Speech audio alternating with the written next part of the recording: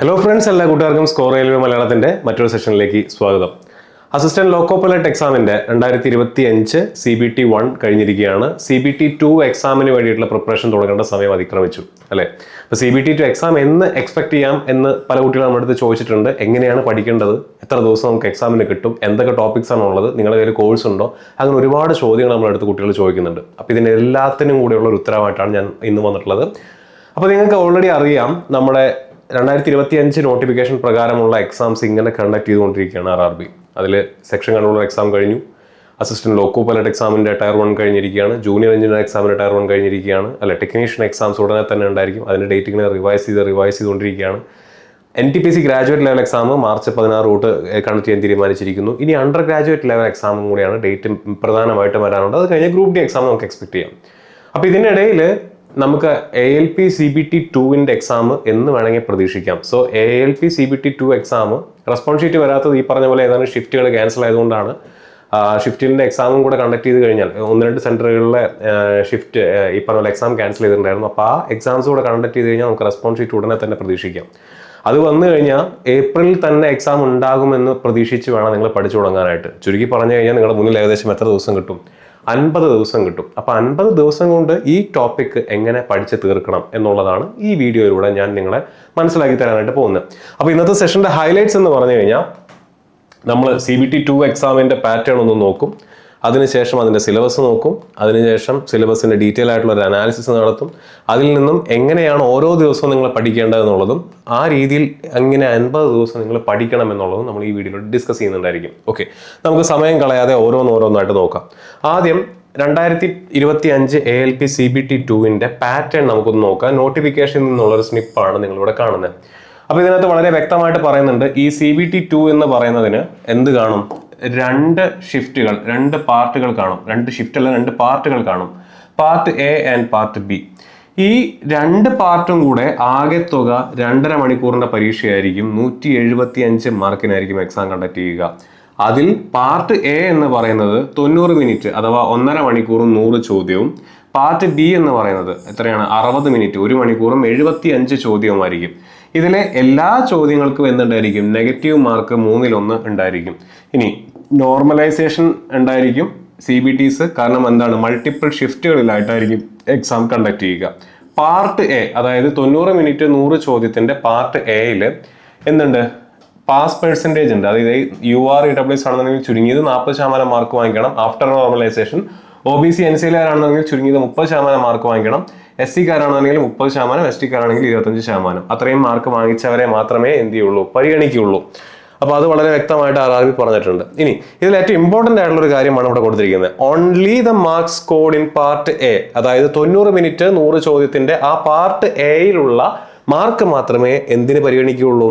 Four short listing of candidates for further stages of this recruitment process. നിങ്ങളെ ഭാവിയിലേക്ക് അടുത്ത സ്റ്റേജിലേക്ക് ഷോർട്ട് ലിസ്റ്റ് ചെയ്യുന്നതിന് പരിഗണിക്കുന്നത് ഈ പറയുന്ന പാർട്ട് Aയിലെ മാർക്ക് മാത്രമാണ്. അപ്പോൾ പിന്നെ എന്തിനാ പാർട്ട് B നടത്തുന്ന ഒരു ചോദ്യം വരാം. പ്രൊവൈഡഡ്, അവിടെയാണ് എൻ്റെ കീവേഡ് ഇരിക്കുന്നത്. The candidate irrespective of community, നിങ്ങൾ ഏത് കമ്മ്യൂണിറ്റിപ്പെട്ട ആളാണെന്നുണ്ടെങ്കിലും is able to secure qualifying mark. അത് എത്ര ശതമാനമാണ്? 35% in part B. Part B അഥവാ 60 മിനിറ്റ്, 1 മണിക്കൂർ കൊണ്ട് 75 ചോദ്യങ്ങൾ അടങ്ങുന്ന പാർട്ട് Bയിൽ നിങ്ങൾ 35% മാർക്ക് വാങ്ങിക്കണം, ഇറസ്പെക്റ്റീവ് ഓഫ് യുവർ കമ്മ്യൂണിറ്റി. നിങ്ങൾ ഏത് കമ്മ്യൂണിറ്റിപ്പെട്ട ആളാണെന്നുണ്ടെങ്കിലും അത് ബാധകമല്ല. 35% മാർക്ക് വാങ്ങിച്ചേ പറ്റൂ. അപ്പോൾ പാർട്ട് Bയിൽ 35% മാർക്ക് പ്ലസ് പാർട്ട് Aയിൽ എത്രയാണോ വാങ്ങിക്കുന്നത് അതാണ് നിങ്ങളെ നിങ്ങളെ അടുത്ത സ്റ്റേജിലേക്ക് കടക്കുമോ, നിങ്ങൾ ഷോർട്ട് ലിസ്റ്റ് ചെയ്യുമോ ഇല്ലയോ എന്നുള്ളത് നിശ്ചയിക്കുന്നത്. വളരെ വ്യക്തമായി കാണുമെന്നാണ് ഞാൻ വിശ്വസിക്കുന്നത്. ഓക്കെ, അപ്പോൾ അത്രയും പോർഷൻസ് നിങ്ങൾ ഓർത്തിരിക്കുക. അപ്പോൾ 35% എന്ന് പറഞ്ഞാൽ 75 ചോദ്യമുണ്ട്, 75 മാർക്ക് ഉണ്ട്. 75ന്റെ 1/3 എന്ന് പറഞ്ഞാൽ അപ്രോക്സിമേറ്റ്ലി 25. അപ്പോൾ 26-27 മാർക്ക് ഉണ്ടെങ്കിൽ മാത്രമേ ഇതെന്താണ് പാർട്ട് Bയിൽ ഒരു 26-27 മാർക്ക് ഉണ്ടെങ്കിലാണ് നിങ്ങൾക്ക് എന്ത് ചെയ്യാൻ പറ്റുള്ളൂ? നെക്സ്റ്റ് സ്റ്റേജിലേക്ക് കടക്കാൻ പറ്റുള്ളൂ. അടുത്ത സ്റ്റേജിലേക്ക് കടക്കണം എന്നുണ്ടെങ്കിൽ ഇത്രയും മാർക്ക് നിങ്ങൾക്ക് വേണം. ഓക്കെ, അപ്പോൾ ആ കാര്യം കൂടെ ഓർത്തിരിക്കുക. അപ്പോൾ ഇതാണ് പാറ്റേണിന്റെ കാര്യം. ഇനി സിലബസ് എന്താണ്? ഇതാണ് സിലബസ് എന്ന് പറഞ്ഞു കഴിഞ്ഞാൽ. അപ്പോൾ ഇതിലെ പാർട്ട് Aയിലെ സിലബസ് ആണ് ഈ കൊടുത്തിരിക്കുന്നത്. പാർട്ട് Aയിലെ Aയും Bയും നിങ്ങൾ ഓൾറെഡി എവിടെ കവർ ചെയ്തതാണ്? ഈ പോർഷൻസ് എവിടെ കവർ ചെയ്തതാണ്? CBT 1-ൽ കവർ ചെയ്തതാണ്. ഇത് പഠിച്ച് വെള്ളം പോലെ ആക്കിയവരായിരിക്കും എങ്ങോട്ട് കടന്നിട്ടുണ്ടായിരിക്കുക. ഇപ്പൊ CBT 2 എക്സാമിന് വേണ്ടി ക്വാളിഫൈ ആവുന്നതിൽ നിങ്ങൾ ഓൾറെഡി മാത്സ് റീസണിങ് പഠിച്ചിട്ടുണ്ടായിരിക്കും. അവിടെ നിങ്ങൾ പഠിക്കാത്ത, കാണാത്ത, കേൾക്കാത്ത ഒരു ഭാഗമാണ് ഏത്? ബേസിക് സയൻസ് ആൻഡ് എഞ്ചിനീയറിംഗ് എന്ന് പറയുന്ന ഒരു ഭാഗം. ഈ ഒരു സിലബസ് ആണ് നിങ്ങൾ അവിടെ കാണാത്തത്. ഈ സിലബസ് തന്നെയാണ് നിങ്ങൾ എന്ത് ചെയ്യേണ്ടത്? CBT 2-ന് പ്രിപ്പയർ ചെയ്യുന്ന കുട്ടികൾ കൂടുതലും ഫോക്കസ് ചെയ്യേണ്ടത്. അപ്പോൾ മാത്സ് റീസണിങ് ഞാൻ അതിന്റെ സിലബസിലേക്ക് കടക്കുന്നില്ല. അത് ഓൾറെഡി നിങ്ങൾ CBT 1-ൽ കവർ ചെയ്തതാണ്. അതിന്റെ ഓറിയന്റേഷനും ആ സബ്ജക്റ്റുകൾ എങ്ങനെയാണ് പഠിക്കേണ്ടതെന്നുള്ളത് നിങ്ങൾക്ക് നന്നായിട്ട് അറിയാവുന്ന കാര്യമാണ്. CBT 2-ന് പ്രിപ്പയർ ചെയ്യുന്ന കുട്ടികളെ സംബന്ധിച്ചിടത്തോളം പുതിയതായിട്ട് വരുന്ന സിലബസ് എന്താണ്? ബേസിക് സയൻസ് ആൻഡ് എഞ്ചിനീയറിംഗ് എന്ന് പറയുന്ന ഭാഗമാണ്. ഇത് നിങ്ങൾ CBT 1-ൽ കവർ ചെയ്തിട്ടില്ല. ഇത് നിങ്ങൾ ഒട്ടുമിക്ക സ്ഥലങ്ങളിലും കവർ ചെയ്യാത്ത ചില പോർഷൻസ് ഇതിനകത്ത് ഉണ്ട് താനും. ഓക്കെ, അപ്പൊ അത് നിങ്ങളൊന്ന് നോക്കി വെക്കുക സിലബസിന്റെ കാര്യത്തിൽ. കാരണം ഇതിനകത്തുള്ള ഈ 3 ടോപ്പിക്കുകളിൽ നിന്നും 100 മാർക്കിന് പരീക്ഷ കണ്ടക്ട് ചെയ്യുകയും അതിൽ കിട്ടുന്ന മാർക്കാണ് നിങ്ങൾ എന്ത് ചെയ്യുന്നത്? നെക്സ്റ്റ് സ്റ്റേജിലേക്ക് കടക്കാനായിട്ട് നിർണായകമായിട്ട് മാറുന്നത്. അപ്പൊ ഈ 3 മാർക്കുകളുടെ മാർക്ക് ഡിസ്ട്രിബ്യൂഷൻ എങ്ങനെയാണ്? ശ്രദ്ധിക്കുക, മാർക്ക് ഡിസ്ട്രിബ്യൂഷനെ പറ്റിയിട്ട് ഈ പറയുന്ന നോട്ടിഫിക്കേഷനകത്ത് എവിടെയും പറഞ്ഞിട്ടില്ല. CBT 2-ന്റെ maths, reasoning, basic science and engineering ഇത് ഓരോന്നും എത്ര മാർക്കിനായിരിക്കുമെന്ന് നോട്ടിഫിക്കേഷനകത്ത് നിങ്ങൾ എവിടെ വേണമെങ്കിൽ നോക്കിക്കോ, അതിനകത്ത് കൊടുത്തിട്ടില്ല. അപ്പൊ ഞാൻ പക്ഷെ ഇവിടെ ഒരു സ്നിപ്പ് കാണിച്ചിട്ടുണ്ട്. ശ്രദ്ധിക്കുക, ഈ സ്നിപ്പ് എന്ന് പറയുന്നത് എന്താണ്? 2018-ലെ എക്സാം കണ്ടക്ട് ചെയ്തപ്പോൾ 2018-ലെ എക്സാം കണ്ടക്ട് ചെയ്തപ്പോൾ ALP പരീക്ഷയിൽ കൊടുത്തിട്ടുള്ള സിലബസ് ആണ്. അപ്പോൾ അതിൽ മാത്സ് 25 മാർക്കാണ്, ജനറൽ ഇന്റലിജൻസ് ആൻഡ് റീസണിങ് 25 മാർക്കാണ്, ബേസിക് സയൻസ് ആൻഡ് എഞ്ചിനീയറിംഗ് 40 മാർക്കാണ്, general awareness and current affairs 10 മാർക്കാണ്. ഈ general awareness and current affairs എപ്പില്ല. ഇപ്പോൾ 2025-ലെ സിലബസിലോ കഴിഞ്ഞ 2024-ലെ സിലബസിലോ എന്തിലില്ല? CBT 2-ലില്ല. ജനറൽ സയൻസ് ആൻഡ് അവയർനെസ് അല്ലെങ്കിൽ ജനറൽ അവയർനെസ് എന്ന് പറയുന്ന സാധനം ഞാൻ പഠിച്ചാണല്ലോ സാർ എന്ന് പറയുന്നത്. അത് CBT 1-ലാണ്. CBT 2-ൽ കഴിഞ്ഞ 2 വർഷങ്ങളായിട്ട് എന്ത് കാണാനില്ല? ഈ പറയുന്ന general awareness and current affairs കാണാനില്ല. അപ്പോൾ ഈ 10 മാർക്ക് കൂടെ ഇവരെന്തിലേക്ക് ആഡ് ചെയ്തു? ഇവർ ബേസിക് സയൻസ് ആൻഡ് എഞ്ചിനീയറിംഗ് എന്ന് പറയുന്ന പോർഷനിലേക്ക് ആഡ് ചെയ്തു. അപ്പോൾ 25 മാർക്കിന് മാത്സ്, 25 മാർക്കിന്റെ റീസണിങ്, ബേസിക് സയൻസ് ആൻഡ് എഞ്ചിനീയറിംഗിന് ഏകദേശം 50 മാർക്ക്. ഇത് നോട്ടിഫിക്കേഷൻ അത് കൊടുത്തിട്ടില്ല. നിങ്ങൾ നോട്ടിഫിക്കേഷൻ നോക്കി ഇങ്ങനെ ഒരു വെയിറ്റേജ് നിങ്ങൾക്ക് കാണാനായിട്ട് പറ്റില്ല. പക്ഷേ 2024-ലെ CBT 2-ന്റെ 6ഓളം ക്വസ്റ്റ്യൻ പേപ്പേഴ്സ് നമ്മുടെ കയ്യിൽ ലഭ്യമാണ് അല്ലെ? ആ പേപ്പർ നിങ്ങൾ, ആ 100 മാർക്കിന്റെ പേപ്പർ നിങ്ങളൊന്ന് മൊത്തത്തിലൊന്ന് അനലൈസ് ചെയ്ത് കഴിഞ്ഞാൽ ഏകദേശം ഏറെക്കുറെ ഈ ഒരു രീതിയിലുള്ള ഒരു മാർക്ക് ഡിസ്ട്രിബ്യൂഷൻ ആണ് കാണാനായിട്ട് സാധിക്കുന്നത്. ഓക്കെ, അപ്പോൾ ഇതാണ് സിലബസ് എന്ന് പറയുന്നത്. ഇനി നമുക്ക് എന്ത് ചെയ്യാം? ഇതിന്റെ ഡീറ്റെയിൽ സിലബസ് അനാലിസിസിലേക്ക് നമുക്ക് നോക്കാം. അപ്പോൾ സിലബസ് അനാലിസിസിൽ ഞാൻ ആദ്യം നേരത്തെ പറഞ്ഞ പോലെ maths 25 mark, reasoning 25 mark, basic science and engineering 50 mark. ഇത് സിലബസ് നോട്ടിഫിക്കേഷനകത്ത് കൊടുത്തിട്ടില്ല. ഒരു അപ്രോക്സിമേറ്റ് എന്താണ് മാർക്ക് ഡിസ്ട്രിബ്യൂഷൻ ആണ്. ഇപ്പം ഇതിൽ ഏറ്റക്കുറച്ചിലുകൾ വരാം സ്വാഭാവികമായിട്ടും. ഫോർ എക്സാമ്പിൾ ഞാനിപ്പോൾ ഒരു ടോപ്പിക് നിങ്ങളുടെ അടുത്ത് പറയുകയാണ്, കലണ്ടർ എന്ന് പറയുന്ന ടോപ്പിക്. ഈ കലണ്ടർ എന്ന് പറയുന്ന ടോപ്പിക് ചില ആളുകൾ പറയും അത് മാത്സിനകത്താന്ന് പറയും, ചില ആളുകൾ പറയും അത് റീസണിങ്ങിനകത്താന്ന് പറയും. അപ്പോൾ ഇത് മാത്സിനകത്താണോ റീസണിങ്ങിനകത്താണോ നിങ്ങൾ എവിടെയാണോ അതിനെ ഉൾപ്പെടുത്തുന്നത് അതനുസരിച്ച് എന്ത് ചെയ്യും? ആ വെയിറ്റേജിൽ മാറ്റങ്ങൾ വരാം. മറ്റൊരു ടോപ്പിക് ഞാൻ പറയാം, speed and distance. Speed and distance എന്ന് പറയുന്ന ഭാഗത്തിനെ നിങ്ങൾക്ക് എവിടെ ഉൾപ്പെടുത്താം? നിങ്ങൾക്ക് വേണമെങ്കിൽ മാത്സിന്റെ ഭാഗമായിട്ട് ഉൾപ്പെടുത്താം, അല്ലെങ്കിൽ നിങ്ങൾക്ക് എന്തിന്റെ ഭാഗമായിട്ട് ഉൾപ്പെടുത്താം? ബേസിക് സയൻസ് ആൻഡ് എഞ്ചിനീയറിംഗ് എന്ന് പറയുന്ന ഭാഗത്തിലെ ഫിസിക്സ് എന്ന് പറയുന്ന ടോപ്പിക്കിനോട് ചേർന്ന് വരുന്നതാണെന്ന് പറഞ്ഞിട്ട് നിങ്ങൾക്ക് വേണമെങ്കിൽ അവിടെ ഉൾപ്പെടുത്താം. സോ അതും നിങ്ങൾക്ക് എന്ത് ചെയ്യാം? ഈ പറഞ്ഞ പോലെ മാറ്റങ്ങൾ വരുത്താം. അപ്പൊ നമ്മൾ തീരുമാനിക്കുന്ന പോലെയാണ് നമ്മൾ ഇതിനകത്ത് ഓരോ ടോപ്പിക്സ് എവിടെ പ്ലേസ് ചെയ്യുന്നതനുസരിച്ചിട്ട് എന്ത് ചെയ്യാം? ഇതിനകത്ത് വേരിയേഷൻസ് വരാം. എങ്ങനെ വേരിയേഷൻ വന്നാലും പഠിക്കാനുള്ള ടോപ്പിക്സ് വളരെ വ്യക്തമാണ്, പഠിക്കാനുള്ള സിലബസ് വളരെ വ്യക്തമാണ്. അത് കൃത്യമായിട്ട് പഠിച്ചാൽ ഈ 100 മാർക്ക് നിങ്ങൾക്ക് കിട്ടും. ഇതിന്റെ ഡിസ്ട്രിബ്യൂഷന്റെ ഒരു അപ്രോക്സിമേറ്റ് മാർജിനാണ് ഞാനോട് കൊടുത്തിട്ടുള്ളത്. ആൻഡ് മാത്സ് ആൻഡ് റീസണിങ് നിങ്ങൾ ഓൾറെഡി CBT 1-ന് പഠിച്ചതാണ്. ഈ മാത്സ് ആൻഡ് റീസണിങ് എന്ന് പറയുന്ന പോർഷൻ തന്നെയാണ് 90% RRBയുടെ എല്ലാ പരീക്ഷകളിലും ഈ സെയിം സിലബസ് തന്നെയാണ്. 100% ഞാൻ പറയാത്തത് എന്തുകൊണ്ടാണ്? സെക്ഷൻ കൺട്രോളർ എന്ന് പറയുന്ന പരീക്ഷ എത്ര പേര് എഴുതിയണമെന്ന് എനിക്കറിയില്ല, കുറച്ച് മുന്നേ കണ്ടക്ട് ചെയ്ത പരീക്ഷയാണ്. സെക്ഷൻ കൺട്രോളറിന് മാത്സ് ആൻഡ് റീസണിങ്ങിന് കുറച്ച് വേരിയേഷൻസ് ഉണ്ടായിരുന്നു. ടെക്നീഷ്യൻ ഗ്രേഡ് 1 ഇനി വരാനിരിക്കുന്ന പരീക്ഷ 2024 ഓൾറെഡി കണ്ടക്ട് ചെയ്തതാണ്. ടെക്നീഷ്യൻ ഗ്രേഡ് 1-ന്റെ മാത്സിന്റെ സിലബസും വ്യത്യസ്തമാണ്. ബാക്കി NTPC ആയിക്കോട്ടെ, ജൂനിയർ എഞ്ചിനീയർ ആയിക്കോട്ടെ, ALP ആയിക്കോട്ടെ, ടെക്നീഷ്യൻ ഗ്രേഡ് 3 ആയിക്കോട്ടെ, NTPCയുടെ ഗ്രാജുവേറ്റ്, അണ്ടർ ഗ്രാജുവേറ്റ് ആയിക്കോട്ടെ, ഗ്രൂപ്പ് D ആയിക്കോട്ടെ, ഇതിനെല്ലാത്തിനും ഉള്ള മാത്സിന്റെയും റീസണിങ്ങിന്റെയും സിലബസ് RRB പരീക്ഷയ്ക്ക് എന്താണ്? സെയിം ആണ്. അതുകൊണ്ടാണ് കോമൺ ഫോർ 90% ഓഫ് എക്സാംസ് എന്ന് പറഞ്ഞിരിക്കുന്നത്. ഇനി ഇതിൽ ഓരോന്നിന്റെയും നമുക്ക് നോക്കാം. മാത്സിൽ സ്വാഭാവികമായിട്ടും 2024 ഞാൻ ഇനിയിപ്പോൾ പറയാൻ പോകുന്ന അനാലിസിസ് എന്ന് പറയുന്നത്, ഈ ടോപ്പിക് ഓൾറെഡി നിങ്ങൾക്ക് അറിയാം, സിലബസ് അനാലിസിസ് ആണ്. ഈ അനാലിസിസ് എന്ന് പറയുന്നത് 2024 CBT 2-ന്റെ ക്വസ്റ്റ്യൻ പേപ്പർ വെച്ചുകൊണ്ടുള്ള അനാലിസിസ് ആണ്.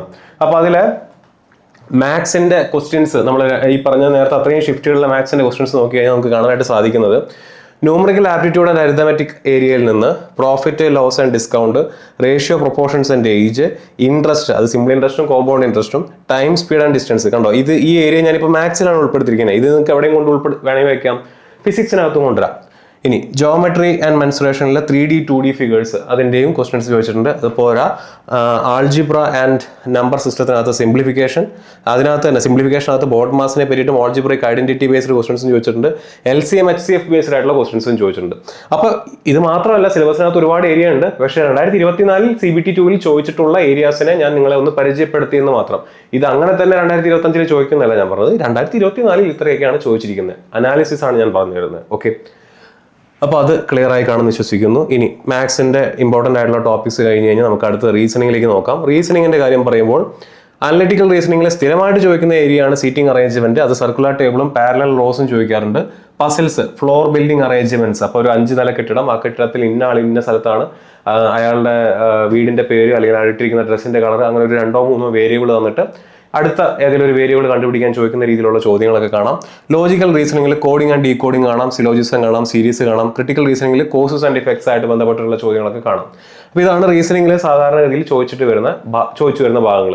അഗെയിൻ ഇതെല്ലാം നിങ്ങൾ CBT 1 പഠിച്ചതാണ്, അതുകൊണ്ടാണ് ഞാൻ ഓടിച്ച് പറയുന്നത്. നമ്മളിനി ഇന്നത്തെ ഈ വീഡിയോയിൽ ബാക്കി സിലബസ് അനാലിസിസിൽ ഡീറ്റെയിൽ ആയിട്ട് നമ്മൾ നോക്കി കാണാൻ പോകുന്നത് ഈ കാണുന്നവനെയാണ്, basic science and engineering. Basic science and engineering എന്ന് പറയുന്ന ഭാഗം പലപ്പോഴും പല കുട്ടികൾക്കും അത് പുതുമയുള്ളതായിരിക്കും. അതിൽ പല ഭാഗങ്ങളും പല ട്രേഡുകാർക്കും പഠിച്ച് കാണണമെന്ന് നിർബന്ധമില്ല. ഫോർ എക്സാമ്പിൾ ഇലക്ട്രിക്കലോ ഇലക്ട്രോണിക്സോ പഠിച്ചിട്ടുള്ള കുട്ടികൾക്ക് ചിലപ്പം ഒക്യുപ്പേഷണൽ സേഫ്റ്റി ആൻഡ് ഹെൽത്ത് എന്ന് പറയുന്ന ഭാഗത്തെ പറ്റിയിട്ട് അത്രയും ഐഡിയ ഉണ്ടാവണമെന്നില്ല. നേരെ മറിച്ച് ചിലപ്പോൾ അത് മെക്കാനിക്കലുകാർക്ക് കുറച്ച് അഡ്ജുള്ള ഏരിയ ആയിരിക്കും. മെക്കാനിക്കലുകാർക്ക് ചിലപ്പോൾ ബേസിക് ഇലക്ട്രിസിറ്റി അല്ലെങ്കിൽ സിവിലുകാർക്ക് ചിലപ്പോൾ ബേസിക് ഇലക്ട്രിസിറ്റി എന്ന് പറയുന്ന ഭാഗം ചിലപ്പോൾ ഐഡിയ ഉണ്ടാവണമെന്നില്ല. അത് ഇലക്ട്രിക്കലുകാർക്ക് ഇലക്ട്രോണിക്സുകാർക്ക് ഐഡിയ ഉള്ള ഏരിയ ആയിരിക്കും. പക്ഷേ നിങ്ങളെല്ലാവരും ഈ പറഞ്ഞ പോലെ ഇപ്പോൾ ബിടെക് പഠിക്കുന്ന കുട്ടികളാണെന്നുണ്ടെങ്കിൽ, ഫസ്റ്റ് ഇയറിൽ പഠിക്കുന്ന ടോപ്പിക്സ്, ഡിപ്ലോമ പഠിക്കുന്ന കുട്ടികളാണെന്നുണ്ടെങ്കിലും, ITI പഠിക്കുന്ന കുട്ടികളൊക്കെയാണെന്നുണ്ടെങ്കിലും, ഒരു +2 ലെവൽ തൊട്ട് ഒരു ITI ലെവൽ വരെയുള്ള ചോദ്യങ്ങളാണ് അല്ലെങ്കിൽ അതിൻ്റെ ഒരു അടിത്തറയാണ് ഇവിടെ ചോദിക്കുന്നത്. ഈ പറയുന്ന ഏരിയയിൽ ബേസിക് സയൻസ് ആൻഡ് എഞ്ചിനീയറിംഗ് എന്ന് പറയുന്ന ഏരിയയിൽ ചോദിക്കുന്നത്. പക്ഷേ ഇതിന് ഏകദേശം ഞാൻ നേരത്തെ പറഞ്ഞ പോലെ 50 മാർക്കോളം വെയിറ്റേജ് ഉണ്ട്. ഇതിൽ നിങ്ങൾ വാങ്ങിക്കുന്ന ഓരോ മാർക്കും എന്ത് ചെയ്യും, നിങ്ങളെ റാങ്കിലേക്ക് നയിച്ചുകൊണ്ടിരിക്കും. നമ്മൾ കട്ട് ഓഫിന്റെ ഒരു അനാലിസിസ് കഴിഞ്ഞ 2024 CBT 1 ബേസ് ചെയ്തിട്ടോ അല്ലെങ്കിൽ CBT 2 ബേസ് ചെയ്തിട്ടോ നിങ്ങൾ കട്ട് ഓഫ് നോക്കുകയാണെന്നുണ്ടെങ്കിൽ അങ്ങനെ മാരകമായിട്ടുള്ള കട്ട് ഓഫ് ഒന്നുമില്ല. പക്ഷേ എന്ത് ചെയ്യാം, കട്ട് ഓഫ് കൂടാം. കോമ്പറ്റീഷൻ കൂടുകയാണെന്നുണ്ടെങ്കിൽ തീർച്ചയായിട്ടും കട്ട് ഓഫ് കൂടാം. അപ്പോൾ കട്ട് ഓഫ് കൂടുമ്പോൾ 70% വെയിറ്റേജ് ഉള്ള പാർട്ട് എക്കാണ് 70% വെയിറ്റേജ്. പാർട്ട് B അല്ലെങ്കിൽ നമ്മുടെ CBAT-നാണ് ബാക്കി 30% വെയിറ്റേജ് വരുന്നത്. അപ്പോൾ 70% വെയിറ്റേജ് ഉള്ള പാർട്ട് എയിൽ നിങ്ങൾ വാങ്ങിക്കുന്ന ഓരോ മാർക്കും നിങ്ങളെ ഫൈനൽ ലിസ്റ്റിൽ എത്തിക്കാനായിട്ട് സഹായിക്കും. അപ്പോൾ അതിലെ ഓരോ മാർക്ക് സ്കോർ ചെയ്യാനായിട്ട് നോക്കുക. ബേസിക് സയൻസ് ആൻഡ് എഞ്ചിനീയറിംഗിന്റെ നമ്മുടെ നേരത്തെ കാണിച്ച സിലബസിനകത്ത് കൊടുത്തിട്ടുള്ള ഭാഗങ്ങളെ ഞാൻ നമുക്ക് പഠിക്കാൻ എളുപ്പത്തിനും അനാലിസിസ് നടത്താൻ എളുപ്പത്തിനും 7 ടോപ്പിക്കുകളായിട്ട് തരംതിരിച്ചിട്ടുണ്ട്. ഏതൊക്കെയാണത്? എഞ്ചിനീയറിംഗ് ഡ്രോയിങ് എന്ന് പറയുന്ന ഒരു ഭാഗം, physics, basics of electricity, levers and simple machines, എൻവയോൺമെന്റൽ education, IT literacy, occupational safety and health എന്നിങ്ങനെ 7 ടോപ്പിക്സ്. ഈ 7 ടോപ്പിക്സും കവർ ചെയ്യുക. ഈ 7 ടോപ്പിക്സിനകത്ത് എന്തൊക്കെയാണ് പഠിക്കേണ്ടതെന്നുള്ളത് നമുക്ക് ആദ്യം ഒന്ന് നോക്കാം. അതിന് മുന്നേ ഞാൻ ഇത് ഒരിക്കൽ കൂടെ ഇവിടെ കാണിച്ചിട്ടുണ്ട്. BSc basic science and engineering എന്ന് പറയുന്ന ടോപ്പിക്കിനെ ഫിസിക്സ്, ബേസിക് ഇലക്ട്രിസിറ്റി, ഇത് കുറച്ചുകൂടെ താരതമ്യേന കുറച്ചുകൂടി എളുപ്പമുള്ള ടോപ്പിക്കാണ്. കാരണം ഇതൊരു +1 +2 ലെവലിലുള്ള സയൻസ് ചോദ്യങ്ങളാണ് അവിടെ ചോദിക്കുന്നത്. എൻവയോൺമെന്റ് ആൻഡ് IT ലിറ്ററസി, വ്യക്തമായിട്ടുള്ള നോട്ടുകൾ, വ്യക്തമായിട്ടുള്ള ക്ലാസ്സുകൾ കണ്ടാൽ ഇത് മാത്രം, ആ ക്ലാസ്സുകളോ അല്ലെങ്കിൽ ആ നോട്ടുകളോ മാത്രം മതി നിങ്ങൾക്ക് എന്ത് ചെയ്യാം, ഇതിൽ നിന്ന് വരുന്ന മാർക്കുകൾ സ്കോർ ചെയ്യാം. Engineering drawing, safety and health, simple machines, ഇത് ഞാൻ നേരത്തെ പറഞ്ഞ പോലെ ITI ബാക്ക്ഗ്രൗണ്ട് ഉള്ള ആളുകളെ സംബന്ധിച്ചിടത്തോളം കുറച്ചുകൂടി എളുപ്പമാണ്. കാരണം നിങ്ങളുടെ നിമി ബുക്കുകളിൽ നിന്ന് നേരിട്ട് ചോദിക്കുന്ന ചോദ്യങ്ങളാണ് ഈ കാണുന്നത്. അല്ലാത്തവരെ സംബന്ധിച്ചിടത്തോളം ഈ ഏരിയ വ്യക്തമായിട്ട് ഈ പറഞ്ഞ പോലെ ക്ലാസ്സുകളും മെറ്റീരിയൽസ് ഉണ്ടെങ്കിൽ മാത്രമാണ് ഇത് കവർ ചെയ്തെടുക്കാൻ പറ്റുള്ളൂ. അപ്പോൾ ഇതാണ് ഇതിൻ്റെ ഒരു സ്ട്രക്ചർ. ഞാൻ കളർ കോഡ് ഇത് കൊടുത്തിരിക്കുന്നതും ആ രീതിയിൽ തന്നെയാണ്. ആൻഡ് നിങ്ങൾ ശ്രദ്ധിക്കേണ്ട കാര്യം, ഫിസിക്സ് ആൻഡ് ബേസിക് ഇലക്ട്രിസിറ്റിക്ക് തന്നെയാണ് വെയിറ്റേജും കൂടുതൽ. അറൗണ്ട് ഒരു 25 മാർക്സോളം ഈ ഏരിയയിൽ നിന്ന് മാത്രം ചോദിക്കും. ബാക്കി 25 മാർക്കുകളാണ് environment, IT literacy, engineering drawing, safety and health, simple machines തുടങ്ങിയ ഏരിയയിൽ നിന്ന് ചോദിക്കുന്നത്. അപ്പോൾ 5-5 മാർക്ക് വീതം ഏകദേശം ബാക്കി എല്ലാ ഏരിയയിൽ നിന്നും ചോദിക്കുന്നുണ്ടെന്ന് സാരം. മനസ്സിലാവുന്നുണ്ടോ? പക്ഷേ ഈ ഏരിയ കവർ ചെയ്യുന്ന ആളുകൾക്കാണ് എഡ്ജ്. ഞാൻ നേരത്തെ പറഞ്ഞ പോലെ പാർട്ട് എയുടെ മാർക്ക് ആണ് നിങ്ങളുടെ റാങ്ക് നിശ്ചയിക്കുന്നത്. അപ്പോൾ ഇതിൽ ഇത്രത്തോളം ഏരിയാസ് കവർ ചെയ്യുന്നത്, ഇത് 2 മാർക്കും ഇഷ്ടംപോലെ മെറ്റീരിയൽസ് അവൈലബിൾ ആണ്, ഇഷ്ടംപോലെ ക്ലാസ്സസ് അവൈലബിൾ ആണ്. അപ്പോൾ ഇത് നിങ്ങൾക്ക് എല്ലാവർക്കും പഠിക്കാൻ പറ്റുന്ന ഏരിയയാണ്. പക്ഷേ ഇവിടെ ഇങ്ങോട്ട് പോകുന്തോറും നിങ്ങൾക്ക് പഠിക്കാൻ പറ്റുന്ന ടോപ്പിക്സിൻ്റെ എണ്ണം, മെറ്റീരിയൽസിൻ്റെ അവൈലബിലിറ്റി ഇതെല്ലാം കുറഞ്ഞു വരുന്നതായിട്ട് കാണാനായിട്ട് സാധിക്കും. അപ്പോൾ ഇതിലൊക്കെ നിങ്ങൾക്ക് എന്ത് ചെയ്യാം, എക്സ്ട്രാ മാർക്ക് സ്കോർ ചെയ്യാനുള്ള സാധ്യത, നന്നായിട്ട് പഠിച്ചു കഴിഞ്ഞാൽ, നല്ല മെറ്റീരിയൽസ് ഒക്കെ നോക്കി പഠിച്ചു കഴിഞ്ഞാൽ എക്സ്ട്രാ മാർക്ക് സ്കോർ ചെയ്യാനുള്ള ഒരു സാധ്യത ഇവിടെ നിങ്ങൾക്കുണ്ട്. ഓക്കെ, അതും കൂടെ ഓർത്ത് വയ്ക്കാം. ഇനി നമുക്ക് ഓരോന്ന് നോക്കാം. ഫിസിക്സിനകത്ത് നിങ്ങൾ പ്രധാനമായിട്ടും പഠിക്കേണ്ടത് units and measurements, mass, weight and density, work, power, energy, speed and velocity, heat and temperature. ഇത്രയും ടോപ്പിക്സ് ആണ് ഫിസിക്സിനകത്ത് പ്രധാനമായിട്ടും പഠിക്കേണ്ടത്. ബേസിക് ഇലക്ട്രിസിറ്റിയിൽ ഓംസ് ലോ എന്ന് പറയുമ്പോൾ ബേസിക്കലി നമ്മുടെ V = IR, അതുപോലെ തന്നെ റെസിസ്റ്റിവിറ്റിയുടെ ഫോർമുല വെച്ചുകൊണ്ട് ലെങ്ത് കൂട്ടുകയാണ്, ഏരിയ പകുതിയാക്കുകയാണ്. അപ്പോൾ എന്ത് സംഭവിക്കും, അങ്ങനെയുള്ള questions. Circuit calculations, series parallel combinations, power and heating effects നിങ്ങൾക്ക് അറിയാവുന്നതാണ്. സേഫ്റ്റി ആൻഡ് സിമ്പിൾസ്, ആ ഏരിയയിൽ നിന്നൊക്കെ ചോദ്യങ്ങൾ വരാറുണ്ട്. അതായത് ഇപ്പോൾ ഒരു ഫ്യൂസ് കണക്ട് ചെയ്യുന്ന സമയത്ത് എന്തൊക്കെ ശ്രദ്ധിക്കണം, ഫ്യൂസ് ഊരുന്ന സമയത്ത് എന്തൊക്കെ ശ്രദ്ധിക്കണം, വോൾട്ട് മീറ്റർ സീരീസ് ആയിട്ടാണോ പാരലൽ ആയിട്ടാണോ കണക്ട് ചെയ്യേണ്ടത്, അങ്ങനെയുള്ള കാര്യങ്ങളൊക്കെ ഇവിടെ ചോദിച്ച് കാണുന്നുണ്ട്. അപ്പോൾ ഇതാണ് ഈ ഒരു ഫിസിക്സ് ആൻഡ് നമ്മുടെ ബേസിക് ഇലക്ട്രിസിറ്റിയുടെ ഒരു ഐഡിയ എന്ന് പറഞ്ഞു കഴിഞ്ഞാൽ. എൻവയോൺമെന്റ്, അവിടെ എക്കോസിസ്റ്റം ആൻഡ് ബയോളജിക്കൽ റോൾസിനെ പറ്റി വ്യക്തമായിട്ട് ചോദിച്ചിട്ടുണ്ട്. എക്കോസിസ്റ്റം എന്ന് പറയുമ്പോൾ ഓരോ എക്കോസിസ്റ്റത്തിനെ പറ്റിയിട്ട് നമ്മുടെ ട്രോപ്പിക്കൽ, അതുപോലെ തന്നെ തുണ്ട്ര, അങ്ങനെ ഓരോ റീജിയൻസ് ഉണ്ട്, അതിനെപ്പറ്റി ചോദിക്കുന്നുണ്ട്. ബയോളജിക്കൽ റോൾസ്, പ്രൊഡ്യൂസേഴ്സ് ആരാണ്, കൺസ്യൂമേഴ്സ് ആരാണ്, അങ്ങനെയുള്ള ചോദ്യങ്ങൾ. പ്രൈമറി പ്രൊഡ്യൂസേഴ്സ് ആരാണ്, അങ്ങനെയുള്ള ചോദ്യങ്ങളൊക്കെ ചോദിച്ചിട്ടുണ്ട്. പൊല്യൂഷൻ ആൻഡ് ഗ്ലോബൽ വാർമിംഗ്, അപ്പോൾ different types of pollution, noise pollution, thermal pollution, global വാർമിങ്ങിൻ്റെ അതിൻ്റെ ബേസിക്സ് അതിനെപ്പറ്റി ചോദിച്ചിട്ടുണ്ട്. വേസ്റ്റ് മാനേജ്മെന്റ് ആൻഡ് ഹെൽത്തിനെ പറ്റി ചോദ്യങ്ങൾ വന്നിട്ടുണ്ട്. റിസോഴ്സ് ട്രീറ്റ്മെന്റ് ആൻഡ് എഫിഷ്യൻസിനെ പറ്റി ചോദ്യങ്ങൾ ചോദിച്ചിട്ടുണ്ട്. അപ്പോൾ ഇതാണ് എൻവയോൺമെന്റ് റിലേറ്റഡ് ആയിട്ടുള്ള ചോദ്യങ്ങൾ എന്ന് പറഞ്ഞു കഴിഞ്ഞാൽ. IT ലിറ്ററസി ആയിട്ട് ബന്ധപ്പെട്ടാണെന്നുണ്ടെങ്കിൽ കമ്പ്യൂട്ടർ ഹാർഡ്വെയറും സോഫ്റ്റ്വെയറിനെ പറ്റിയിട്ടും ചോദ്യങ്ങളുണ്ട്. അപ്പോൾ അതിനകത്ത് ഒരുപാട് വളരെ റാൻഡം ആണെന്ന് തോന്നുന്ന ചോദ്യങ്ങളുണ്ട്. ആൻഡ് വളരെ ബേസിക് ആയിട്ടുള്ള ചോദ്യങ്ങളും ചോദിച്ചിട്ടുണ്ട്. ഗവേണൻസ് ആൻഡ് ICT സർവീസസ്, അപ്പോൾ അവിടെ സ്കീമുകളല്ല ചോദിച്ചിരിക്കുന്നത്. ഗവേണൻസ് എന്ന് പറയുമ്പോൾ സ്വാഭാവികമായിട്ട് നിങ്ങൾക്ക് സംശയം വരാം, ഇത് നമ്മുടെ GK പോർഷനാണോ, കറണ്ട് അഫയർ പോർഷനാണോ? അല്ല. അപ്പോൾ അവിടെ ടെക്നിക്കലായിട്ട് ഈ സ്കീമുകൾ ഇംപ്ലിമെന്റ് ചെയ്യുന്നതിന് വേണ്ടിയിട്ട് യൂസ് ചെയ്യുന്ന ടൂളുകളുടെ പേരുകൾ, അതിന്റെ അപ്ലിക്കേഷൻ ലെവലിലുള്ള കാര്യങ്ങളൊക്കെയാണ് അവിടെ ചോദിച്ചിരിക്കുന്നത്. ഗവേണൻസ് ആൻഡ് ICT സർവീസിൽ ചോദിച്ചിരിക്കുന്നത്. Online communication and security ethics തുടങ്ങിയ കാര്യങ്ങളിൽ നിന്നൊക്കെ ചോദ്യങ്ങൾ വന്നിട്ടുണ്ട്. അപ്പോൾ ഓൺലൈൻ കമ്മ്യൂണിക്കേഷൻ എന്ന് പറഞ്ഞാൽ നമ്മൾ ഒരു മെയിൽ അയക്കുന്ന സമയത്ത് ശ്രദ്ധിക്കേണ്ട കാര്യങ്ങൾ, അതിന്റെ ഈ പറഞ്ഞ പോലെ പ്രൈവസി തുടങ്ങിയ കാര്യങ്ങളൊക്കെ ചോദിക്കുന്നുണ്ട്. എത്തിക്സ് ഈ ഏരിയയിൽ നമ്മൾ കീപ്പ് ചെയ്യേണ്ട വളരെ ജനറൽ ആയിട്ടുള്ള ക്വസ്റ്റ്യൻസ് ആണെന്ന് ചോദിക്കാറുണ്ട്. അപ്പോൾ ഇത്രയാണ് ഈ ഒരു ഭാഗത്ത് നിന്ന് ചോദിക്കുന്നത്. ഇനി എഞ്ചിനീയറിംഗ് ഡ്രോയിങ്ങിൽ പ്രൊജക്ഷൻസിനെ പറ്റി ചോദ്യങ്ങൾ വരും. Views, drawing instruments, lines, geometric figures, symbolic representations.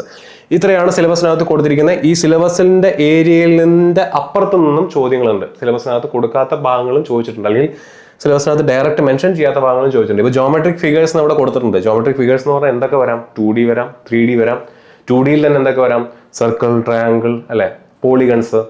അതുകൊണ്ട് തീരുമോ? ഇല്ല. കോണിക് സെക്ഷൻസ്, അപ്പോൾ അതിൽ എന്ത് വരും? Parabola, hyperbola, ellipse. ഇനി കോണിക് സെക്ഷനകത്ത് തന്നെ നിങ്ങളൊരു കോണിനെ ഏത് ഡയമെൻഷനിൽ, ഏത് ആക്സസിൽ കട്ട് ചെയ്താലാണ് നിങ്ങൾക്ക് എലിപ്സ് കിട്ടുന്നത്, ഏത് ആക്സസിൽ കട്ട് ചെയ്താലാണ് ഹൈപ്പർബോള കിട്ടുന്നത്, ഏത് ആക്സസിൽ കട്ട് ചെയ്താലാണ് പാരബോള കിട്ടുന്നത്. അപ്പോൾ അങ്ങനെയുള്ള ചോദ്യങ്ങളൊക്കെ ഇവിടെ വരാം. അപ്പം വെറുതെ ഇങ്ങനെ എഴുതി വെച്ചിരിക്കുന്നത് മാത്രം നോക്കണ്ട, ഇതിന് ഓരോന്നിനും എന്തുണ്ട്? എക്സ്പാൻഷൻസ് ഉണ്ട്. ലൈൻസിന് എക്സ്പാൻഷൻ ഉണ്ട്, വ്യൂ എക്സ്പാൻഷൻസ് ഉണ്ട്, പ്രൊജക്ഷൻസിന് എക്സ്പാൻഷൻ ഉണ്ട്. ഇനി നമ്മുടെ ഈ ഡ്രോയിങ് ഇൻസ്ട്രുമെന്റ്സിന് എക്സ്പാൻഷൻസ് ഉണ്ട്. ഡയമെൻഷൻസ് ചോദിക്കാറുണ്ട്. A4 സൈസ്, അതിൻ്റെയൊക്കെ ഡയമെൻഷൻ എന്താണ്? A4, A0, A1, A2, A3. അപ്പോൾ ഒരു A4 പേപ്പർ കിട്ടണമെന്നുണ്ടെങ്കിൽ നമ്മുടെ A3 പേപ്പറിനെ എത്ര തവണ മടക്കണം, അതിൻ്റെ റേഷ്യോ എത്രയാണ് തുടങ്ങിയ കാര്യങ്ങളൊക്കെ ചോദിക്കാറുണ്ട്. അപ്പോൾ ആ രീതിയിൽ ഇതിന് ഓരോന്നിനും എന്തുണ്ട്? എക്സ്പാൻഷൻസ് ഉണ്ട്. അപ്പോൾ ഇതൊരു ഇങ്ങനെ സിലബസിനകത്ത് ഇത്രയും കൊടുത്തിട്ടുള്ളൂ എന്നുണ്ടെങ്കിൽ കൂടെ നമുക്ക് എന്ത് ചെയ്യാം? ഒരുപാട് ചോദ്യങ്ങൾ ഇതിനകത്ത്, വെറൈറ്റി ഓഫ് ചോദ്യങ്ങൾ ചോദിച്ചിട്ടുള്ള ഒരു ഏരിയയാണ് എഞ്ചിനീയറിംഗ് ഡ്രോയിങ് എന്ന് പറയുന്നത്. അപ്പോൾ പ്രോപ്പറായിട്ട് അത് എല്ലാം സിലബസ് കവർ ചെയ്താൽ മാത്രമേ നിങ്ങൾക്ക് അതിനകത്ത് നിന്ന് മാർക്ക് സ്കോർ ചെയ്യാനായിട്ട് പറ്റുള്ളൂ. സേഫ്റ്റി ആൻഡ് ഹെൽത്ത് എന്ന് പറഞ്ഞു കഴിഞ്ഞാൽ PPE ആൻഡ് ഫസ്റ്റ് എയ്ഡിനെ പറ്റിയിട്ട് ചോദിച്ചിട്ടുണ്ട്. അതായത് പേഴ്സണൽ പ്രൊട്ടക്ഷൻ എക്യുപ്മെന്റും ഫസ്റ്റ് എയ്ഡ്സിനെ പറ്റി ചോദിച്ചിട്ടുണ്ട്. അതിൽ PPEയുടെ ആ ഒരു 9ഓളം നമ്മുടെ നിമിയുടെ ബുക്കിനകത്ത് കാണിക്കുന്ന 9ഓളം എക്യുപ്മെന്റ്സിനെ പറ്റി ചോദിച്ചിട്ടുണ്ട്. ഫസ്റ്റ് എയ്ഡ്, കൃത്യമായിട്ട് ഫസ്റ്റ് എയ്ഡ് എങ്ങനെയാണ് കൊടുക്കേണ്ടത്. അഗെയിൻ ഫസ്റ്റ് എയ്ഡിന്റെ കേസിൽ റൂൾസ് ആൻഡ് റെഗുലേഷൻസ് മാറിക്കൊണ്ടിരിക്കും, അത് അപ്ഡേറ്റ് ചെയ്തുകൊണ്ടിരിക്കും. അപ്പോൾ പുതിയ നോംസ്, പുതിയ റൂൾസ് എന്താണെന്നുള്ളത് നിങ്ങൾ എന്ത് ചെയ്യണം? പഠിച്ചിരിക്കണം. ഫയർ സേഫ്റ്റി, എമർജൻസി പ്രോട്ടോകോൾസിനെ പറ്റി പഠിച്ചിരിക്കണം. വർക്ക്ഷോപ്പ് മെയിൻ്റെനൻസ് ആൻഡ് ഹസാർഡ് കൺട്രോളിനെ പറ്റി പഠിച്ചിരിക്കണം. സ്റ്റാറ്റ്യൂട്ടറി റെഗുലേഷൻസ് വരെ ചോദിച്ചിട്ടുണ്ട്. സ്റ്റാറ്റ്യൂട്ടറി റെഗുലേഷൻസ് ആൻഡ് ഓർഗനൈസേഷൻസ്, ഏത് ഈ പറയുന്ന ഫാക്ടറിയിലെ തൊഴിലാളികളുടെയൊക്കെ അവരുടെ ഈ പറയുന്ന എല്ലാ കാര്യങ്ങളും നിയന്ത്രിക്കുന്ന, അല്ലെങ്കിൽ അതിന് നേതൃത്വം കൊടുക്കുന്ന ഓർഗനൈസേഷന്റെ പേര്, അവരുടെ വേതനം, അവിടെ ചെയ്യേണ്ട പ്രോട്ടോകോൾസ്, റൂൾസ്, റെഗുലേഷൻസ്, ഇതെല്ലാം ഏത് നിയമത്തിന്റെ അടിസ്ഥാനത്തിലാണ്? ഫാക്ടറീസ് ആക്ട് 1948 ആണ് ALP CBT 2 ചോദിച്ച ചോദ്യമാണ് ഫാക്ടറീസ് ആക്ട് 1948 സെക്ഷൻ 27 പറ്റിയിട്ട് സെക്ഷൻ അടക്കം എടുത്ത് ചോദിച്ചിട്ടുണ്ട്. അപ്പോൾ അതൊക്കെ പഠിച്ചു പോകണമെന്നുണ്ടെങ്കിൽ നിങ്ങൾക്ക് ആ ഒരു ഏരിയ എന്താണ് അവിടെ ഉദ്ദേശിക്കുന്നത് എന്നുള്ളതൊക്കെ വ്യക്തമായിട്ട് മനസ്സിലാക്കിയാൽ മാത്രമേ നിങ്ങൾക്ക് ഈ ഒരു ഏരിയ കവർ ചെയ്ത് പോകാനായിട്ട് പറ്റുള്ളൂ. അപ്പോൾ അത് കൃത്യമായിട്ട് മനസ്സിലാക്കി വെക്കുക. ലിവേഴ്സ് ആൻഡ് സിമ്പിൾ മെഷീൻസ് ഇതൊരു സെപ്പറേറ്റ് ടോപ്പിക് ആണെന്നുണ്ടെങ്കിലും ഇത് ഏറെക്കുറെ ഫിസിക്സിനോട് ചേർന്ന് നിൽക്കുന്ന ഒരു ഏരിയയാണ്. അപ്പോൾ ഇവിടെ ഡയറക്റ്റ് മെഷീൻ എഫിഷ്യൻസി ചോദിച്ചിട്ടുണ്ട്, ഫോഴ്സ് ആൻഡ് വർക്ക് കാൽക്കുലേഷൻ ചോദിച്ചിട്ടുണ്ട്, വെലോസിറ്റി റേഷ്യോ ആയിട്ട് ബന്ധപ്പെട്ടുള്ള ചോദ്യങ്ങളൊക്കെ ഇവിടെ കാണാനായിട്ട് സാധിക്കും. അപ്പോൾ ഇത് കുറച്ചുകൂടെ നമ്മുടെ ഒരു എഞ്ചിനീയറിംഗ് മെക്കാനിക്സ് അല്ലെങ്കിൽ ഒരു മെക്കാനിക്സ് ആയിട്ട് ഫിസിക്സിലെ മെക്കാനിക്സ് ഏരിയ ആയിട്ട് ബന്ധപ്പെട്ട് നിൽക്കുന്ന ഒരു ഏരിയയാണ് ഈ ലിവേഴ്സ് ആൻഡ് സിമ്പിൾ മെഷീൻസ് എന്ന് പറയുന്നത്. അപ്പോൾ ഇത്രയും area basic science and engineering എന്ന് പറയുന്ന ആ ഒരൊറ്റ സബ്ജക്റ്റിൽ നിങ്ങൾക്ക് കവർ ചെയ്തെടുക്കാനുണ്ട്. അത്യാവശ്യം ഡീറ്റെയിൽ ആയിട്ടുള്ള ഏരിയയാണ്. ആൻഡ് 50 മാർക്കോളം വെയിറ്റേജ് വരുന്നൊരു ഏരിയയാണ്. നിങ്ങൾ കൃത്യമായിട്ട് ഈ സിലബസ് കവർ ചെയ്ത് കൃത്യമായിട്ട് പഠിച്ച് പോവുകയാണെന്നുണ്ടെങ്കിൽ നിങ്ങൾക്ക് നല്ല മാർക്ക് അവിടെ നിന്ന് സ്കോർ ചെയ്യാനായിട്ട് പറ്റും. മാത്സ് റീസണിങ് നിങ്ങൾക്ക് ഓൾറെഡി അറിയാം. നിങ്ങൾ ഓൾറെഡി CBT 1 ക്ലിയർ ചെയ്തിട്ടുള്ള ആളുകളാണെന്നുണ്ടെങ്കിൽ, നല്ല രീതിയിൽ മാർക്ക് വാങ്ങിച്ചിട്ടുള്ള ആളുകളാണെന്നുണ്ടെങ്കിൽ നിങ്ങൾക്ക് അറിയാം മാത്സ് റീസണിങ് ടൈം കൺസ്യൂമിംഗ് ആണ്, നല്ല പ്രാക്ടീസ് വേണം. അപ്പോൾ അതിനകത്ത് ഈ ബാക്കി 50 മാർക്കിൽ നിങ്ങൾ എങ്ങനെ ചെയ്താലും നിങ്ങൾക്കൊരു 40-45 ക്വസ്റ്റ്യൻസ് അറ്റംപ്റ്റ് ചെയ്യാൻ പറ്റും. അതിൽ തന്നെ തെറ്റുകളെല്ലാം കഴിച്ച് കഴിഞ്ഞാൽ എത്ര മാർക്ക് കിട്ടും? നിങ്ങൾക്ക് ഒരു 35 to 45 ഇടയിൽ ഒരു മാർക്കായിരിക്കും കിട്ടുക. കട്ട് ഓഫ് ഒരു 60-70 ഒക്കെ കട്ട് ഓഫ് വരികയാണെന്നുണ്ടെങ്കിൽ, അല്ലെങ്കിൽ ഒരു 50 മുകളിൽ കട്ട് ഓഫ് വരികയാണെന്നുണ്ടെങ്കിൽ, നിങ്ങൾ ഇവിടെ നിന്ന് വാങ്ങിക്കുന്ന ഓരോ മാർക്കും, ഞാൻ നേരത്തെ പറഞ്ഞ ബേസിക് സയൻസ് ആൻഡ് എഞ്ചിനീയറിംഗിൽ നിന്ന് വാങ്ങിക്കുന്ന ഓരോ മാർക്കും നിങ്ങളുടെ റാങ്ക് നിശ്ചയിക്കും. അഗെയിൻ കട്ട് ഓഫ് ക്ലിയർ ചെയ്താൽ മാത്രം പോരാ. ഇതിൻ്റെ നമ്മുടെ പാർട്ട് എയുടെ 70% മാർക്കും CBATന്റെ 30% മാർക്ക് കൂടെ കൺസിഡർ ചെയ്തിട്ട്, അല്ലെങ്കിൽ രണ്ടും കൂടെ ആഡ് ചെയ്തിട്ട് അതിനെ 100-ലാക്കിയിട്ട് വരുന്ന മാർക്കാണ് നിങ്ങളുടെ ഫൈനൽ മാർക്ക് എന്ന് പറയുന്നത്. അപ്പോൾ ഇതിൽ വാങ്ങിക്കുന്ന ഓരോ മാർക്കും നിങ്ങളുടെ റാങ്ക് നിശ്ചയിക്കും. അതുകൊണ്ടാണ് ഞാൻ ഈ ഭാഗം അത്യാവശ്യം ഡീറ്റെയിൽ ആയിട്ട് തന്നെ നിങ്ങളുടെ അടുത്ത് പറഞ്ഞത്. അപ്പോൾ ഇത് കൃത്യമായിട്ട് ഈ അനാലിസിസ് ഒന്ന് മനസ്സിലാക്കി വെക്കുക. ഓക്കെ, ഇനി ഡെയിലി പ്ലാനർ. അപ്പോൾ ഞാൻ ഇത്രയും നേരം നിങ്ങളുടെ അടുത്ത് പറഞ്ഞിരിക്കുന്ന എക്സാമിൻ്റെ പാറ്റേൺ, എക്സാമിൻ്റെ സിലബസ്, എക്സാമിൻ്റെ മാർക്ക് ഡിസ്ട്രിബ്യൂഷൻ, എക്സാമിൻ്റെ കഴിഞ്ഞ വർഷത്തെ അനാലിസിസ്, സിലബസ് അനാലിസിസ്, ഇത്രയും കാര്യങ്ങൾ നമ്മൾ ഓൾറെഡി കണ്ടു. ഇനി ഇവിടെ നിന്ന് അങ്ങോട്ട് ഞാൻ നേരത്തെ പറഞ്ഞ പോലെ നിങ്ങളുടെ കയ്യിൽ ഏകദേശം ഒരു 50 ദിവസമാണ് കയ്യിൽ കിട്ടുന്നതെന്നുണ്ടെങ്കിൽ, അല്ലെങ്കിൽ ഒരു 50 ദിവസം നിങ്ങൾ മനസ്സിൽ കണ്ടുകൊണ്ട് ഇത്രയും സിലബസ് കവർ ചെയ്ത് തീർക്കാൻ നിങ്ങൾ തീരുമാനിക്കുകയാണെന്നുണ്ടെങ്കിൽ, നിങ്ങളുടെ ഒരു ദിവസം, അതായത് ഇപ്പം ഇന്ന് Day 1 ആണെന്നുണ്ടെങ്കിൽ ഈ Day 1 നിങ്ങൾ എങ്ങനെ സ്പെൻഡ് ചെയ്യണം, അതാണ് ഡെയിലി പ്ലാനറിൽ ഞാൻ നിങ്ങളുടെ അടുത്ത് പറഞ്ഞു തരാനായിട്ട് പോകുന്നത്. അങ്ങനെ ഒരു ദിവസം എങ്ങനെ സ്പെൻഡ് ചെയ്യണമെന്ന് നിങ്ങളുടെ അടുത്ത് പറഞ്ഞതിന് ശേഷം ഞാൻ എന്ത് ചെയ്യുന്നു, അതിനെ 50 കൊണ്ട് മൾട്ടിപ്ലൈ ചെയ്യുന്നു. അങ്ങനെ 50 ദിവസങ്ങൾ നിങ്ങൾ സ്പെൻഡ് ചെയ്ത് കഴിഞ്ഞാൽ 50 ദിവസം കൊണ്ട് ഞാൻ ഇത്രയും കാണിച്ചിട്ടുള്ള സിലബസ് അതിൻ്റെ വെയിറ്റേജ് അടിസ്ഥാനത്തിൽ നിങ്ങൾക്ക് എന്ത് ചെയ്യാം, കവർ ചെയ്തെടുക്കാവുന്നതാണ്. അപ്പോൾ ഡെയിലി പ്ലാനറിൽ ഞാൻ നിങ്ങൾക്ക് കുറച്ച് ഇൻസ്ട്രക്ഷൻസ് ആദ്യം തരാം. എന്താണ്? എല്ലാ വിഷയവും കവർ ചെയ്യുന്ന രീതിയിലുള്ള ഒരു പ്ലാൻ. ഞാനിപ്പോൾ ഈ പറയുന്ന പ്ലാൻ നിങ്ങൾക്ക് ഫോളോ ചെയ്യാൻ പറ്റുന്നുണ്ടാവില്ലായിരിക്കും. ചിലപ്പോൾ പല കുട്ടികളും വർക്ക് ചെയ്യുന്ന ആളുകളുണ്ടായിരിക്കാം. ചിലപ്പോൾ അത് നിങ്ങൾക്ക് ഡേ ടൈമിൽ അത്രയും ടൈം കിട്ടണമെന്നില്ല. ഞാനിപ്പോൾ ഇവിടെ ഈ സെറ്റ് ചെയ്തിരിക്കുന്ന പ്ലാൻ എന്ന് പറയുന്നത് ഫുൾ ടൈം ഇതിനു വേണ്ടി ഇരിക്കുന്ന ആളുകൾക്ക് പഠിക്കാൻ പറ്റുന്ന രീതിയിലുള്ള ഒരു പ്ലാനാണ്. നിങ്ങൾ നിങ്ങളുടേതായിട്ടുള്ള രീതിയിലേക്ക് ഈ പ്ലാനുകളെ കൊണ്ടുവരിക. നിങ്ങൾ ഏത് രീതിയിൽ പ്ലാൻ ക്രിയേറ്റ് ചെയ്യുകയാണെന്നുണ്ടെങ്കിൽ നിങ്ങൾ മനസ്സിലാക്കേണ്ട ഒരു 1-2 പോയിന്റ്സ് ആണ് ഞാൻ ഇവിടെ കൊടുത്തിരിക്കുന്നത്. എല്ലാ വിഷയവും കവർ ചെയ്യുന്ന രീതിയിലുള്ള പ്ലാൻ എന്ന് പറഞ്ഞു കഴിഞ്ഞാൽ, നിങ്ങൾ എക്സാമിനേഷൻ കണ്ടക്ട് ചെയ്യാൻ അല്ലെങ്കിൽ എക്സാം എഴുതാനായിട്ട് നിങ്ങൾ പോകുന്ന സമയത്ത് ഒരു കാരണവശാലും അതിനകത്ത് എന്താണ് മാത്സിന് മാത്രമായിട്ട് അല്ലെങ്കിൽ റീസണിങ്ങിന് മാത്രമായിട്ടല്ലല്ലോ നിങ്ങൾ ടെസ്റ്റ് എഴുതുന്നത്. മാത്സ് ഉണ്ടാവും, റീസണിങ് ഉണ്ടാവും, ബേസിക് സയൻസ് ആൻഡ് എഞ്ചിനീയറിംഗ് ഉണ്ടാവും. അതിനകത്ത് തന്നെ ഈ ഡിഫറെൻറ്റ് ടൈപ്സ് ഓഫ് ക്വസ്റ്റ്യൻസ് അല്ലെങ്കിൽ ഡിഫറെൻറ്റ് ഏരിയയിൽ നിന്നുള്ള ക്വസ്റ്റ്യൻസ് ഉണ്ടാവും.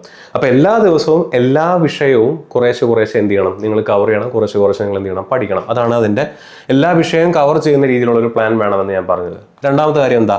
Daily test and review. എല്ലാ ദിവസവും ചെറിയൊരു പരീക്ഷ, 10 മാർക്കിൻ്റെയോ 15 മാർക്കിൻ്റെയോ 20 മാർക്കിൻ്റെയോ 25 മാർക്കിൻ്റെയോ ഒരു ചെറിയ ടെസ്റ്റെങ്കിലും എഴുതി ശീലിക്കുക.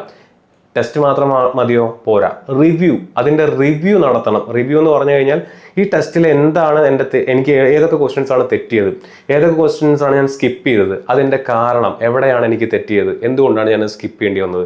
പഠിക്കാതെ സ്കിപ്പ് ചെയ്തതാണെന്നുണ്ടെങ്കിൽ പഠിക്കേണ്ട കാര്യമാണ് എന്നുള്ളത് നോട്ട് ചെയ്ത് വെക്കുക. പഠിച്ച് തെറ്റിച്ചാണെന്നുണ്ടെങ്കിൽ നമ്മൾ കൺസെപ്റ്റ് മനസ്സിലാക്കിയതിൻ്റെ പാകപ്പഴയാണെന്നുണ്ടെങ്കിൽ അത് നോട്ട് ചെയ്ത് വെക്കുക. അപ്പോൾ അത് കൃത്യമായിട്ട് റിവ്യൂ ചെയ്ത് പോകേണ്ട ആവശ്യമുണ്ട്. റിവ്യൂ ചെയ്യാതെ ചെയ്യുന്ന ടെസ്റ്റുകളൊന്നും തന്നെ എന്താവില്ല, നിങ്ങൾക്ക് യൂസ്ഫുൾ ആയിരിക്കില്ല. പ്രോപ്പറായിട്ടൊരു ടെസ്റ്റ് അറ്റൻഡ് ചെയ്ത് കഴിഞ്ഞാൽ അതിനെ റിവ്യൂ ചെയ്യാനുള്ള ഒരു സമയം കൂടെ നിങ്ങൾ കണ്ടെത്തണം. മൂന്നാമത്തെ കാര്യം, ഷോർട്ട് നോട്ട്സും ഫോർമുല ബുക്സും.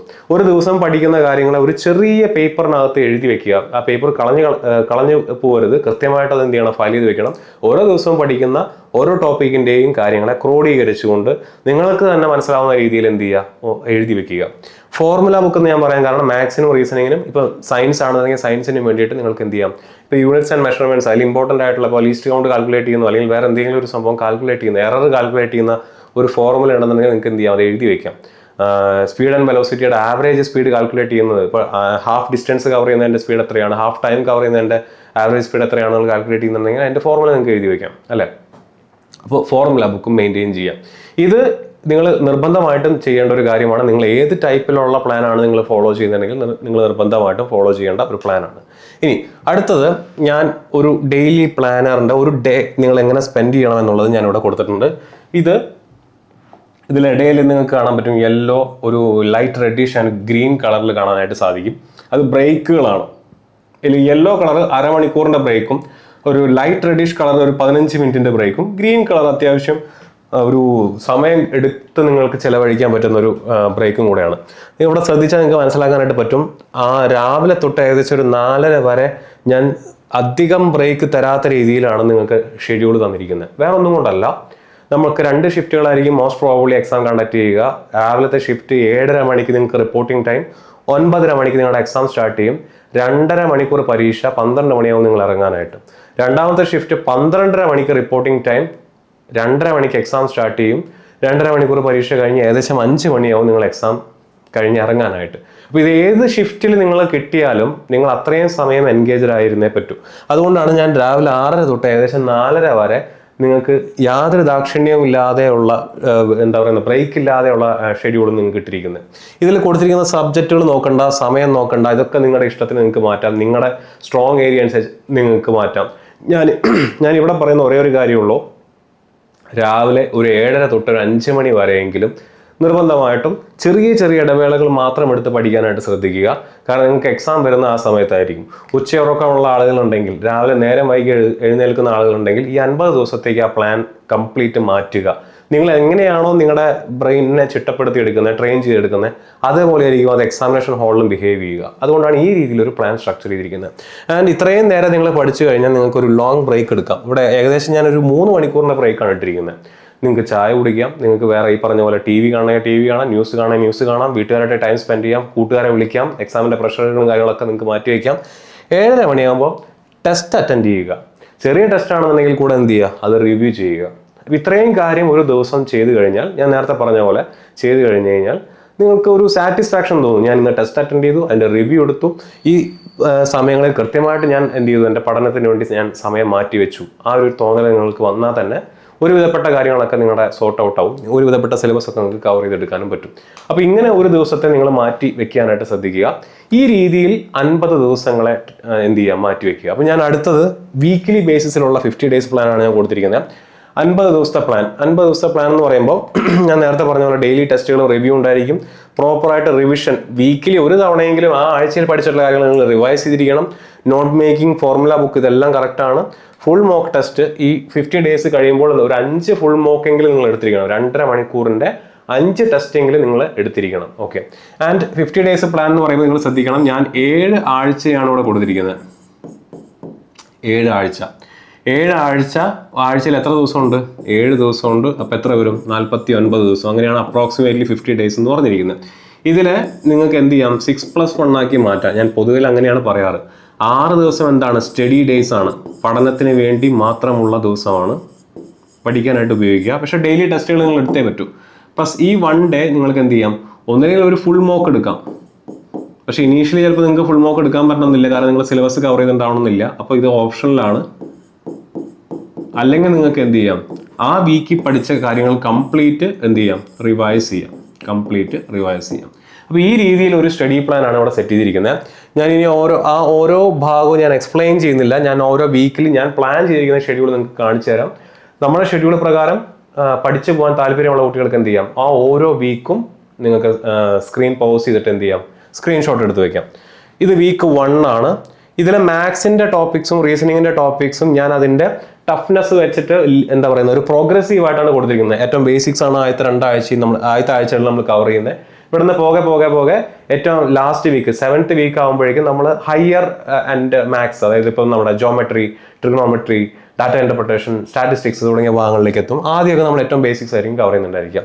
അതുപോലെ തന്നെ ബേസിക് സയൻസ് ആൻഡ് എഞ്ചിനീയറിംഗിലും ഏറ്റവും സിമ്പിൾ ആയിട്ടുള്ള ഭാഗങ്ങളാണ് നമ്മൾ ആദ്യം കവർ ചെയ്യുന്നത്, ഫിസിക്സ്. രണ്ടാമത്തെ ആഴ്ചയിലേക്ക് വരുമ്പോൾ എല്ലാ ആഴ്ചയും ടോപ്പിക് ടെസ്റ്റ് റിവിഷനും കൊടുത്തിട്ടുണ്ട് കേട്ടോ. രണ്ടാമത്തെ ആഴ്ച വരുമ്പോൾ ഞാൻ ബേസിക് ഇലക്ട്രിസിറ്റിയാണ് ബേസിക് സയൻസ് ആൻഡ് എഞ്ചിനീയറിംഗ് കൊടുത്തിരിക്കുന്നത്. മാത്സ് റീസണിങ്ങും ടോപ്പിക്സ് ഞാൻ കൊടുത്തിട്ടുണ്ട്. മൂന്നാമത്തെ ആഴ്ചയിലേക്ക് വരുമ്പോൾ എൻവയോൺമെൻ്റ് ആണ് നമ്മൾ ആ വീക്കിൽ കൊടുത്തിരിക്കുന്നത്. ബാക്കി ഈ പറഞ്ഞ പോലെ മാത്സിന് റീസണിങ്ങിൻ്റെയും ടോപ്പിക്സ് ഞാൻ കൊടുത്തിട്ടുണ്ട്. നാലാമത്തെ ആഴ്ചയിൽ വരുമ്പോൾ കുറച്ചും കൂടെ higher end maths reasoning questions ആണ് വരുന്നത്. ബേസിക് സയൻസ് ആൻഡ് എഞ്ചിനീയറിംഗിന് നമ്മൾ IT ലിറ്ററസിയും സിമ്പിൾ മെഷീൻസ് ആൻഡ് ലിവേഴ്സ് എന്ന് പറയുന്ന ടോപ്പിക്കാണ് കൊടുത്തിരിക്കുന്നത്. അഞ്ചാമത്തെ ആഴ്ചയിലേക്ക് വരുമ്പോൾ വർക്ക്, ടൈം, പൈപ്പ് കുറച്ചുകൂടെ ഒരു ഹൈ എൻഡ് ക്വസ്റ്റ്യൻസിലേക്ക് വരുന്നു. എഞ്ചിനീയറിംഗ് ഡ്രോയിങ് ഒരാഴ്ച എടുത്തിട്ടാണ് നമ്മൾ അവിടെ പഠിക്കാനായിട്ട് പോകുന്നത്. ആറാമത്തെ ആഴ്ചയിലേക്ക് പോകുമ്പോൾ പ്രോഫിറ്റ് ആൻഡ് ലോസ് അങ്ങനെയുള്ള ടോപ്പിക്സ് ആണ്. നമ്മൾ ഒക്യുപേഷണൽ സേഫ്റ്റി ആൻഡ് ഹെൽത്ത് എന്ന് പറയുന്ന ഭാഗം അത് അത്യാവശ്യം ചോദ്യങ്ങളുള്ള ഏരിയയാണ്. ഞാൻ ഓൾറെഡി നിങ്ങളുടെ അടുത്ത് പറഞ്ഞതാണ്, അതുകൊണ്ടാണ് അതിന് ഒരാഴ്ച മാറ്റി വെച്ചിരിക്കുന്നത്. ഏഴാമത്തെ ആഴ്ചയിലേക്ക് വരുമ്പോൾ നിങ്ങൾക്ക് basic science and engineering complete നിങ്ങൾ എഴുതിയ നോട്ട് വെച്ചിട്ട് റിവൈസ് ചെയ്യാം. മാത്സ് റീസണിംഗിൽ ജോമെട്രി, മെൻസുറേഷൻ, ഡാറ്റ ഇന്റർപ്രിട്ടേഷൻ, അതുപോലെ തന്നെ ഹൈ എൻഡ് ക്വസ്റ്റ്യൻസ് നിങ്ങൾക്ക് എന്ത് ചെയ്യാവുന്നതാണ്. അപ്പോൾ ഈ രീതിയിൽ 7 ആഴ്ചകളെ ഞാൻ ഡിവൈഡ് ചെയ്തിട്ടുണ്ട്. അങ്ങനെ 7 × 7 49 ദിവസം, ഏകദേശം 50 ദിവസത്തെ പ്ലാൻ. അതിനകത്ത് റിവിഷന് വേണ്ടി സമയമുണ്ട്. ഓരോ ആഴ്ചയും കവർ ചെയ്യേണ്ട വ്യക്തമായിട്ടുള്ള ടോപ്പിക്സ് നിങ്ങൾക്കുണ്ട്. ഈ രീതിയിൽ ഒരു സ്റ്റഡി പ്ലാൻ സെറ്റ് ചെയ്തിട്ട് നിങ്ങൾ എന്ത് ചെയ്യുക, പഠനം ആരംഭിക്കുക. 50 ദിവസം കഴിയുമ്പോഴേക്കും നല്ല മാർക്ക് വാങ്ങിക്കുന്ന രീതിയിൽ, ഞാൻ ഈ പറഞ്ഞ പോലെ നിങ്ങൾ എല്ലാ ദിവസവും ടെസ്റ്റുകൾ അറ്റൻഡ് ചെയ്യുന്നുണ്ട്, എല്ലാ ദിവസവും റിവൈസ് ചെയ്യുന്നുണ്ട്, ഇത്രയും ടോപ്പിക്സ് നിങ്ങൾ സ്ട്രക്ചേർഡ് ആയിട്ട് കവർ ചെയ്ത് പോകുന്നുണ്ടെങ്കിൽ 50 ദിവസം കഴിയുമ്പോഴേക്കും നല്ല മാർക്ക് നിങ്ങൾക്ക് മോക്കിന് തീർച്ചയായിട്ടും വാങ്ങിക്കാനായിട്ട് പറ്റും. ഓക്കെ, അപ്പോൾ അത് ഒന്ന് മനസ്സിലാക്കി വെക്കുക. ഇനി ഈ ഒരു സ്റ്റഡി പ്ലാൻ നമ്മുടെ സ്കോർ ടീമിന്റെ ഭാഗമായിട്ട് നിങ്ങൾക്ക് കവർ ചെയ്യണമെന്നുണ്ടെങ്കിൽ, നമ്മുടെ ടീമിന്റെ ഭാഗമായിട്ട്, നമ്മുടെ ഫാമിലിയുടെ ഭാഗമായിട്ട് ഇത്തവണ ALP എക്സാം ക്ലിയർ ചെയ്യണമെന്നുണ്ടെങ്കിൽ തീർച്ചയായിട്ടും നിങ്ങൾ എന്ത് ചെയ്യുക, ഞങ്ങളെ കോൺടാക്ട് ചെയ്യുക.